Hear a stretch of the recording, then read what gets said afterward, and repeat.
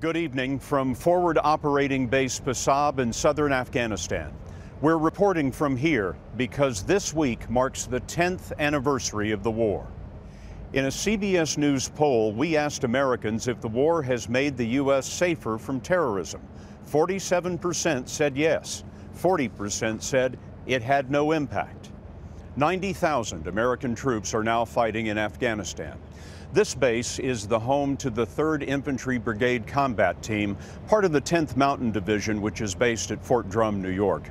The 3rd Brigade is occupying ground that no American soldier has occupied before. The brigade is taking America's counterinsurgency strategy through the Taliban heartland, village by village, often striking at night to surprise the enemy. This is an American helicopter loaded with troops of the 4-4 Cavalry. They're headed to a town that they've tried to take before, but the last time they tried to reach Haji Portal on land, they lost a man. Major Johnny Cassiano leads his team into town at daybreak. The mission was to clear the enemy and make the very first contact with the village elders.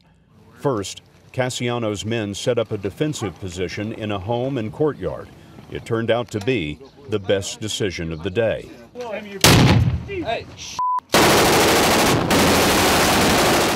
CBS News producer Randall Joyce recorded what happened next. The enemy started lobbing grenades into the courtyard. 2 soldiers were wounded immediately. In the moment that those rounds exploded in the courtyard, what are you trying to sort out? First and foremost, where it's coming from. And immediately following that, is everybody okay? That's Johnny Cassiano organizing the return fire. You can't do anything without security, so you have to initiate overwhelming fire superiority and maintain security. That's the only way you're going to be able to treat the casualties, get the casualties out there, and allow for that medevac helicopter to come in. That guy's hit! One Afghan soldier was hit, and so was Specialist Craig Pruden. Pruden had already been recommended for a Silver Star for Valor in a previous fight. The soldiers were medevaced out. The Afghan had a severe injury, but Pruden is expected to return to his unit in just a matter of days. For Major Cassiano, the fight was just the beginning of the day. A very short time later, you're sitting down with the village elder. It's a switch that you have to be able to flip. It's a fine balance between showing the appropriate amount of compassion for those who deserve it, as well as the appropriate amount of aggression for those also who deserve it.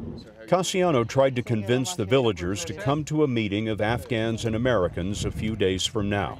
The strategy is to clear the village, hold it, and build it, what the Army calls COIN, short for counterinsurgency. They had some land differences, concerns about who owned what pieces of land.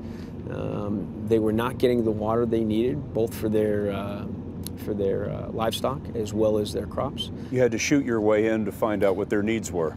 We did, and that's COIN. After nearly 48 hours in the village, Cassiano led his men out the way they came in, under cover of darkness.